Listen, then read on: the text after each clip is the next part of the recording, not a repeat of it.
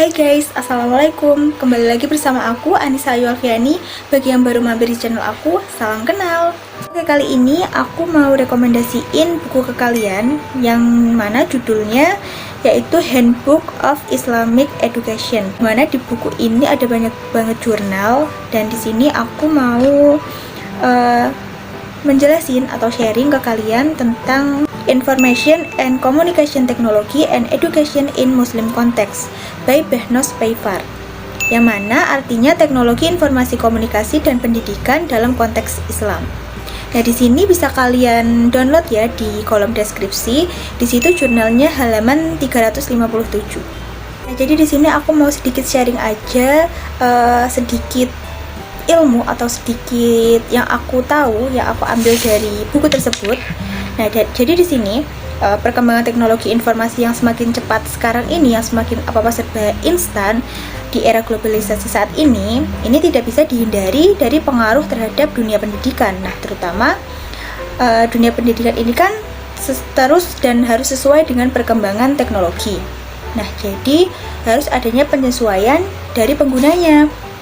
Nah, peran teknologi informasi komunikasi dalam pembelajaran ini selain membantu siswa dan guru dalam belajar, juga memiliki peran penting dan cukup berpengaruh bagi guru, terutama dalam pemanfaatan fasilitas untuk kepentingan dan memperkaya kemampuan dalam mengajarnya.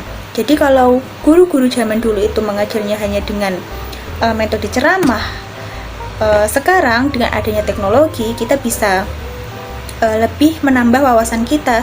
Bisa dengan menggunakan komputer, kita bisa update apa-apa dengan canggih, dengan cepat.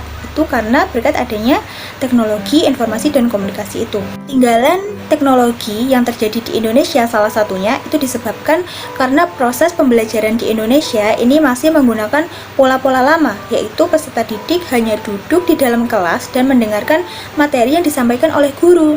Nah, jadi proses pembelajaran yang seperti ini akan membuat siswa merasa bosan, merasa jenuh, sehingga proses pembelajaran yang berlangsung itu tidak optimal. Nah, proses pembelajaran yang tidak optimal tentunya akan berakibat pada kualitas pendidikan yang kurang berkualitas. Nah, perkembangan teknologi informasi dan komunikasi ini memberikan warna baru dalam dunia pendidikan. Teknologi informasi dan komunikasi ini dikembangkan dan dimanfaatkan untuk meningkatkan kualitas pembelajaran dan pendidikan di Indonesia melalui beberapa cara, seperti menjadikan teknologi informasi dan komunikasi sebagai media penyampaian materi pembelajaran. Teknologi informasi itu sendiri yaitu ilmu tentang tata cara mengelola sebuah informasi sehingga informasi tersebut dapat dicari dengan mudah. Dalam hal ini, komputer dijadikan sebagai alat untuk mengelola informasi dan teknologi komunikasi itu digunakan sebagai alat untuk penyampaian informasi. Nah, teknologi informasi dan komunikasi adalah payung besar terminologi yang mencakup seluruh peralatan teknis untuk memperoleh dan memproses informasi. Nah, sedangkan teknologi informasi komunikasi ini mencakup dua aspek, yaitu teknologi informasi dan teknologi komunikasi. Kecenderungan kehidupan dunia saat ini memang sangat dipengaruhi oleh pesatnya teknologi informasi dan komunikasi, yang mana kemajuan pengetahuan dengan segala dampaknya, baik itu dampak positif maupun dampak negatif. Nah, hal ini perlu mendorong terjadinya arus globalisasi yang mengalir deras serta membuahkan berbagai implikasi yang demikian luas dalam segala aspek kehidupan manusia serta bangsa-bangsa di dunia. Di Indonesia sendiri misalnya, pembelajaran dengan menggunakan metode ceramah sudah lama digunakan dan hasilnya adalah siswa merasa jenuh, merasa bosan. Nah, keadaan tersebut tidak mungkin untuk terus dipaksakan karena kondisi yang demikian, siswa tidak bisa menikmati proses belajar dan akan susah dalam menyerap materi pembelajaran yang disampaikan oleh guru. Nah, sehingga harus ada cara lain. Nah, caranya yang sekiranya bisa membuat siswa itu menikmati proses pembelajaran. Salah satunya yaitu tadi ya dengan penerapan metode pembelajaran yang berbeda, yakni dengan penerapan komputer atau audiovisual sebagai media pembelajarannya. Penggunaan teknologi informasi dalam pembelajaran ini dapat dilakukan melalui pemanfaatan internet yang digunakan dalam proses pembelajaran. Contohnya seperti e-learning.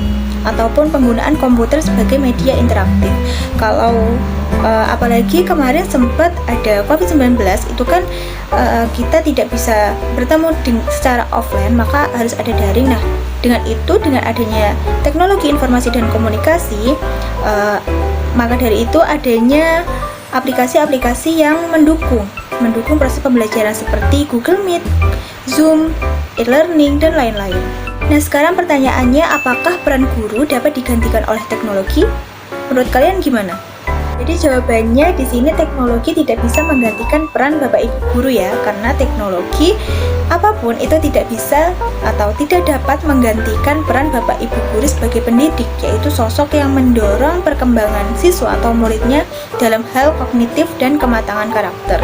Di sini teknologi hanya untuk membantu proses pembelajaran saja, hanya untuk sebagai alat dalam pembelajaran saja, tidak bisa menggantikan peran seorang guru.